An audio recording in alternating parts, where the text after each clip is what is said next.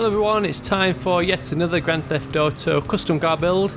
In the last episode I showed you how to make Dom's Charger from the Fast and the Furious series, so this time it makes sense to follow suit and take a look at another car that Dom drives in the latest movie Fast and Furious 6. That is the winged warrior known as the Dodge Charger Daytona. If I'm honest, I never knew anything about this car until I researched what it actually was after seeing the movie. But it turns out this car and 4 others were known as the Aero or Winged Warriors in the late 1960s to 1970s in the old NASCAR races. Cars such as the Dodge Charger Daytona and the Plymouth Superbird were dominating the NASCAR races thanks to their aerodynamic modifications, including the shark-like nose cone and of course those ridiculous massive spoilers. People have got a little bit upset in previous videos when I represented the Dodge Charger with the D-Class Vigero in game, with that car having similarities to the old Camaro. So I can't wait to see what people say when I build this Charger with an Imponte Phoenix, which is essentially a Trans Am in Grand Theft Auto 5. But the main reason is of course that the Imponte Phoenix, as I discussed in my top 5 crazy cars list, is that this car has the ability to sport a massive spoiler just like those Winged Warriors. Once we've taken away some of those styling cues of the Trans Am, it does actually start to look quite a lot like the Dodge Charger Daytona movie car. So let's get started and convert our base car, the Imponte Phoenix, down in Los Santos Customs. We can mimic the small chin spoiler on the Daytona by equipping the extended chin spoiler under the bumper category for the Imponte Phoenix.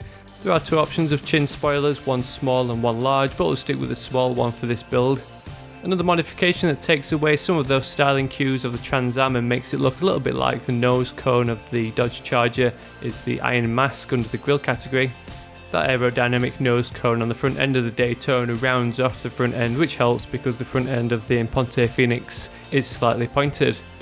There are various options for protruding superchargers under the hood category of the Imponte Phoenix, but we'll stick with the stock hood. Likewise, there's additional options for the roof. You can equip a glass roof, and as well under the skirts category there's some extended side skirts, but to match the movie car we'll leave these as default. But there's one modification that really characterises the Dodge Charger Daytona, and that is the high level spoiler for the back end.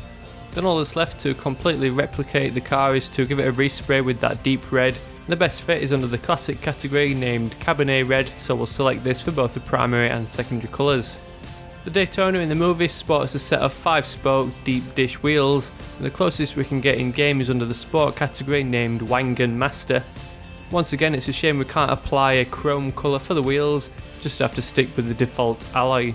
Then with this car originally being a NASCAR racer, plus it being a Fast and Furious feature car, we'll want to max out all the performance upgrades of engine, brakes, transmission and suspension, but once again we'll leave out the turbo upgrade, with this car being naturally aspirated and just relying on the horses from a massive V8.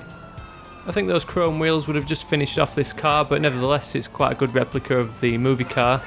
I definitely think this is one that's quite recognisable, so it'd be cool to use it as your personal car in Grand Theft Auto Online, especially with it being quite a common car that's easy to get hold of. If you like the look of this car, or if you just enjoyed my video, I'd really appreciate a thumbs up down below just to help spread the word and share the video with your friends. Don't forget to check out the link to the full playlist down in the description in case you've missed any of the previous episodes.